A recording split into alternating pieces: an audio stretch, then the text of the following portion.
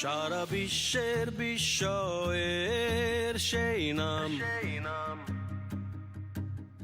বুকের তাজা রক্তে মিটিয়েছি দাম। আমার লাল সবুজের জন্ম পরিচয়ে আজ গৌরবের নতুন সূর্যোদয়। লোভের আগে লজ্জা, দুর্নীতির আগে দেশপ্রেম, অবিচারের আগে সুবিচার, কান্নার আগে হাসি মুখ।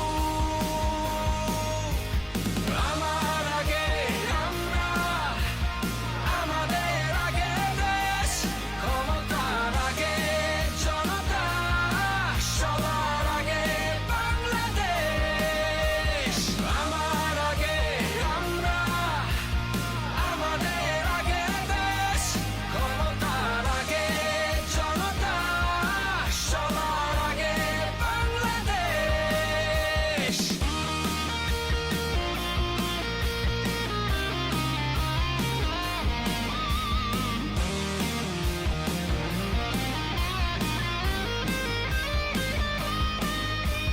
শিকলে বড় স্বপ্ন বাঁধা যায়, কোন দেয়ালে কোটি ইচ্ছে আটকায়। ফুরিয়ে যাবে অভাব অভিযোগ, সবার জন্য থাকবে সমান সুযোগ। শোষণের আগে অধিকার, ভেদাভেদের আগে সমতা, অপমানের আগে সম্মান, নেতার আগে জনতা। আমার আগে আমরা, আমাদের আগে দেশ, ক্ষমতার আগে জনতা, সবার আগে বাংলাদেশ। আমার আগে আমরা, আমাদের আগে দেশ, ক্ষমতার আগে জনতা, সবার আগে বাংলাদেশ। বিসমিল্লাহির রহমানির রহিম। উপস্থিত মুরব্বীবর্গ, মা বোনেরা, এলাকাবাসী, প্রিয় ভাই বোনেরা, আমার দলীয় নেতা কর্মী এবং কর্মী ভাইরা, আসসালামু আলাইকুম। কেমন আছেন সবাই? আচ্ছা, প্রথমেই আল্লাহ রাব্বুল আলামিনের দরবারে আমি শুকরিয়া আদায় করছি, কারণ আমি সারা নির্বাচনের আগে সারা বাংলাদেশে যখন গিয়েছিলাম, আমি মা বোনদের কাছে বলেছিলাম যে আমরা নির্বাচনে জয়যুক্ত হলে, সরকার গঠন করতে সক্ষম হলে, আমরা মা বোনদের হাতে, বাংলাদেশে 4 কোটি পরিবার আছে, আমরা সকল পরিবারের মায়েদের কাছে ধীরে ধীরে আমরা ফ্যামিলি কার্ড পৌঁছে দিব। বিশেষ করে গ্রামে গঞ্জে বসবাসকারী খেটে খাওয়া মানুষ যারা আছে তাদের কাছে আমরা আগে পৌঁছে দিব। আল্লাহর রহমতে আল্লাহ আমাদেরকে তৌফিক দিয়েছেন, আল্লাহ আমাদেরকে রহমত দিয়েছেন। আমরা এই কাজটি সরকার গঠনের 1 মাসের ভিতরে এই কাজটি শুরু করেছি। তারই অংশ হিসাবে আজকে এই এলাকায় চাঁদপুর সদরের এই ওয়ার্ডের মধ্যে, এই ইউনিয়নের মধ্যে আমরা এই কাজটি শুরু করলাম। আমি জানি এখনো আপনারা অনেকে পান নাই। একটি জিনিস আমাদেরকে বুঝতে হবে, আমরা নির্বাচনের আগে আপনাদের কাছে, সারা দেশের মানুষের কাছে ফ্যামিলি কার্ডের কথা বলেছিলাম, কৃষক কার্ডের কথা বলেছিলাম, আরো যে সকল প্রতিশ্রুতি দিয়েছিলাম, আমরা পর্যায়ক্রমিকভাবে সেই কাজগুলো শুরু করেছি। কিন্তু যেই বাজেট থেকে আমরা এই কাজগুলো শুরু করেছি, সেই বাজেটটি বিএনপি তৈরি করা না, সেই বাজেটটি অন্য একটি সরকারের তৈরি করা। স্বাভাবিক, তাদের কাছে ফ্যামিলি কার্ড ছিল না, তাদের প্রতিশ্রুতি ফ্যামিলি কার্ড বা কৃষক কার্ড ছিল না। আমাদের প্রতিশ্রুতি হচ্ছে ফ্যামিলি কার্ড, কৃষক কার্ড বা এই ধরনের আরো যেগুলো আপনাদের সামনে আমার প্রতিশ্রুতি দিয়েছি। ইনশাল্লাহ এই যে আগামী মাসে বাজেট উপস্থাপন করা হবে, সংসদে বাজেট হওয়ার সাথে সাথে আমরা আরো অনেক বেশি সংখ্যক মায়ের কাছে, সারা দেশে আরো অধিক সংখ্যক মায়ের কাছে আমরা ফ্যামিলি কার্ড পৌঁছে দিতে পারবো। এবং ইনশাল্লাহ আগামী 4-4.5 বছরের মধ্যে আমরা চেষ্টা করব বাংলাদেশের গ্রামে গঞ্জে প্রায় প্রত্যেকটি পরিবারের কাছে যাতে ফ্যামিলি কার্ড পৌঁছে যায়, প্রত্যেকটি মা বোনের কাছে যাতে ফ্যামিলি কার্ড পৌঁছে যায়। এই ফ্যামিলি কার্ডের একই সাথে এই ফ্যামিলি কার্ড পেলে যেমন মায়েদের জন্য ভালো হবে, একইভাবে আপনাদের নিশ্চয়ই খেয়াল আছে দেশনেত্রী খালেদা জিয়া যখন দেশ পরিচালনা করেছিলেন তখন তিনি এই বাংলাদেশের মেয়েদের শিক্ষা ব্যবস্থা ক্লাস 1 থেকে ক্লাস 12 পর্যন্ত ফ্রি করে দিয়েছিলেন, বিনামূল্যে করে দিয়েছেন। আমরা এই ফ্যামিলি কার্ডের পাশাপাশি আমরা মাদেরকে, আমাদের এই দেশের নারীদেরকে যেমন অর্থনৈতিকভাবে স্বাবলম্বী করতে চাই, ঠিক একইভাবে আমরা চাই যে এই দেশের নারীরা একই সাথে শিক্ষার আরো যাতে সুযোগ পায়। সেই জন্য আমরা সিদ্ধান্ত গ্রহণ করেছি যে আমরা ডিগ্রি বা স্নাতক পর্যন্ত মেয়েদের শিক্ষা ব্যবস্থা অতি দ্রুত আমরা ফ্রি করে দেব, যাতে তারা মেয়েদের লেখাপড়া করতে কোনো রকম খরচ না হয়। এবং শুধু তাই নয়, মেয়েদের মধ্যে যারা ভালো রেজাল্ট করবে, পরীক্ষায় ভালো করবে, তাদেরকে আমরা সরকারের পক্ষ থেকে তাদেরকে আমরা উপবৃত্তির ব্যবস্থা করব। প্রিয় ভাই বোনেরা, একটু পরেই মাগরিবের আজান দেবে, আপনারা সেই দুপুর থেকে অপেক্ষা করছেন, অনেক মানুষ ক্লান্ত হয়ে গিয়েছেন। একটি কথা আপনাদের সামনে তুলে ধরতে চাই, এই ফ্যামিলি কার্ড যখন মায়েরা পাবে, শুধু কি মায়েদের ভালো হবে, পুরা পরিবারের উপকার হবে না? পুরা পরিবারের উপকার হবে এটা। একই সাথে আমরা যে কৃষক কার্ডের কথা বলেছি, সারা বাংলাদেশে প্রধান পেশা হচ্ছে কৃষক, কৃষকের সংখ্যা হচ্ছে এই দেশে সবচেয়ে বেশি। কৃষক কার্ড যখন কৃষকদের হাতে পৌঁছাবে, কৃষকদের উপকার হবে না? কৃষকদের উপকার হবে।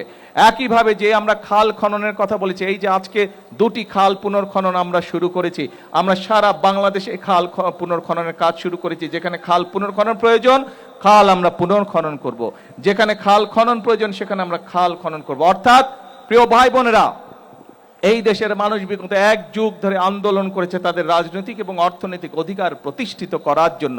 প্রিয় ভাই বোনেরা, গত 24-এর 5ই আগস্ট বাংলাদেশের ছাত্র জনতা সেই স্বৈরাচারকে বিদায় করেছে।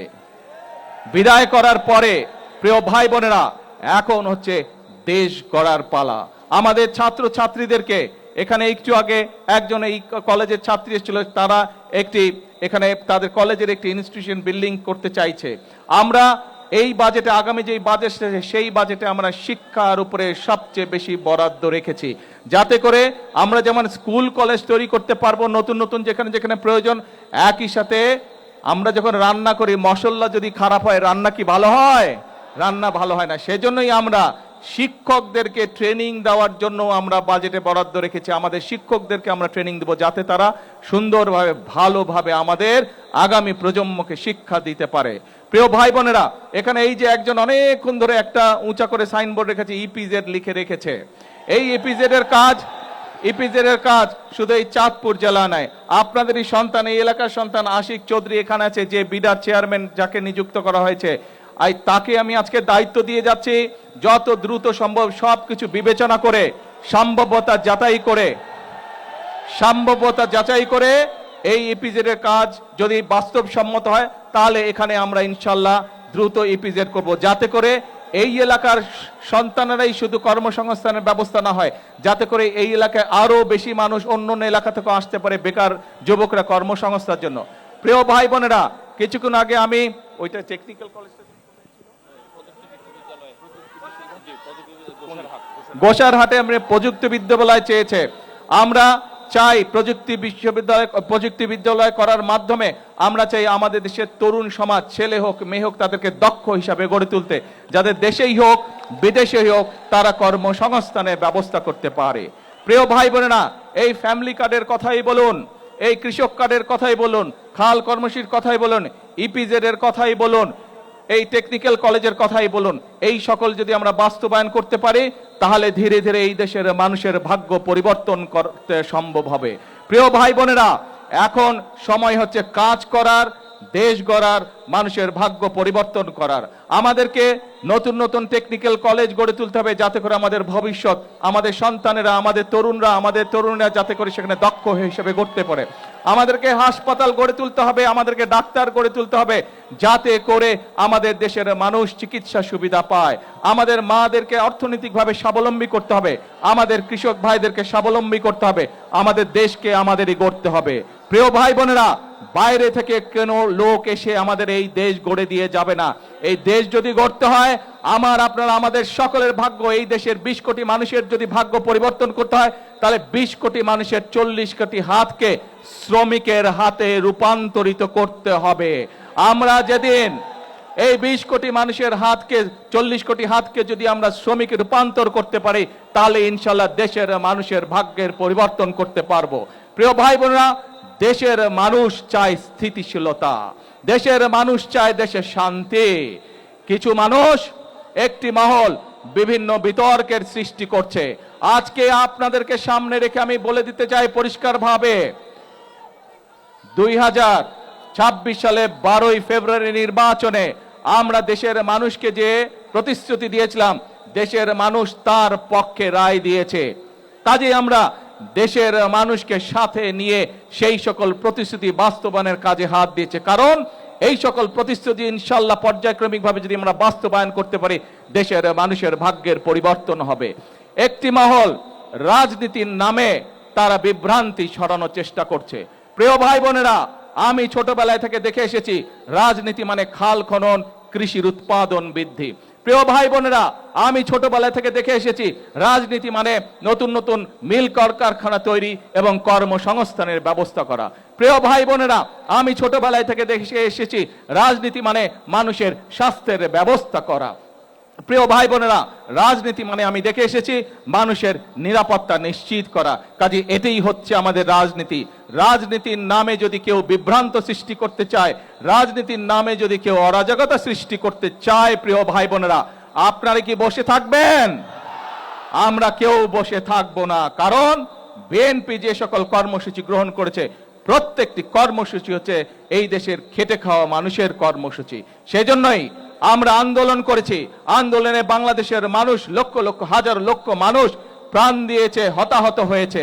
এখন আমরা 71 সালে যেমন দেশকে স্বাধীন করেছিলাম, আমরা 24-এর আন্দোলনের মাধ্যমে দেশকে স্বৈরাচার মুক্ত করেছি। এখন হচ্ছে আমাদের দেশ গঠনের পালা, এখন হচ্ছে আমাদের মানুষের ভাগ্য পরিবর্তনের পালা। কাজেই আমার এই রাজনীতির সাথে, দেশের মানুষের ভাগ্যের পরিবর্তনের রাজনীতি, দেশ গঠনের রাজনীতি, এই রাজনীতির সাথে আপনারা কে আছেন? হাত তুলুন। আসুন আজকের এই জনসময় আমরা প্রতিশ্রুতিবদ্ধ হই, এই রাজনীতিকে কেউ যাতে বাধাগ্রস্ত না করতে না পারে। সেজন্যই আমরা একটি কথা বলে থাকি, করব কাজ গড়ব দেশ সবার আগে। স্লোগানটা কি হলো? করব কাজ সবার আগে। এটাই হোক আজকের এই জনসভার আমাদের প্রতিশ্রুতি, এটাই হোক আমাদের প্রতিজ্ঞা। আসুন, সামনের দিন দেশ গড়ার রাজনীতি, সামনের দিন মানুষের ভাগ্য বদলের রাজনীতি। আল্লাহ হাফেজ। বাংলাদেশ জিন্দাবাদ।